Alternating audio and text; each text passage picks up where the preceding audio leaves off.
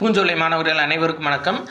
பெரியார் சார்ந்து ஒரு முக்கியமான இன்ஃபர்மேஷன்ப்பா. என்ன அப்படின்னு சொல்லி பார்த்தீங்கன்னா, அதாவது பெண்ணியம் சார்ந்து ஒரு நூல் எழுதியிருப்பார். என்ன நூல் அப்படின்னா, பெண் ஏன் அடிமையானால் அப்படின்ற நூலை தந்தை பெரியார் எழுதியிருப்பாப்புல. அது போக திருக்குறளில் வாழ்க்கை துணை அப்படின்ற வார்த்தை இருக்கும்.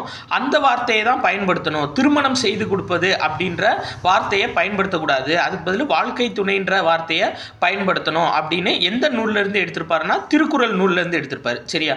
இவர் எழுதின நூல் பெண் ஏன் அடிமையானால், ஆனால் இவர் வாழ்க்கை துணைன்ற வார்த்தையை எந்த நூல்லேருந்து எடுத்திருப்பாருன்னா, திருக்குறள் அப்படின்ற நூல்லேருந்து எடுத்திருப்பார்.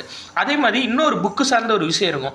B.R. அம்பேத்கர் சாதி ஒழிப்பு அப்படின்ற நூலை எழுதியிருப்பார். சரியாப்பா? அந்த நூல் வெளிவந்த உடனே அதை 1936 தமிழில் பெரியார் பதிப்பிச்சிருப்பார். சரியாப்பா?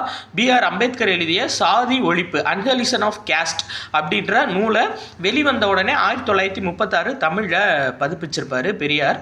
அதே மாதிரி 1925 சுயமரியாதை இயக்கத்தை தொடங்கியிருப்பார். 1944 நீதி கட்சியோட பெயரை திராவிடர் கழகம் அப்படின்னு சொல்லி மாற்றிருப்பார். இது 2 வருஷமும் முக்கியமான வருஷம்ப்பா. சுயமரியாதை இயக்கம் அப்படின்றது 1925, நீதி கட்சியின் பெயரை திராவிடர் கழகம்னு மாற்றினது 1944. இன்னொன்று என்னன்னா, முதல் சுயமரியாதை மாநாடு 1929 செங்கல்பட்டில் நடைபெற்றிருக்கும்.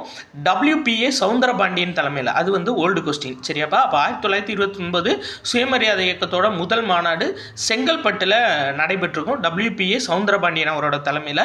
ஸோ பெண்களோட முன்னேற்றம் குறித்து நிறையா பேசப்பட்டது அந்த முதல் மாநாடு செங்கல்பட்டு மாநாடில் தான்ப்பா. இது 10th புக்கில் இருக்குது. சரியா? நம்ம 10th சோசியல் புக்கில் 10th லெசனில் தமிழ்நாடு சமூக மாற்றங்கள் அப்படின்ற பாடத்தில் இருக்குது.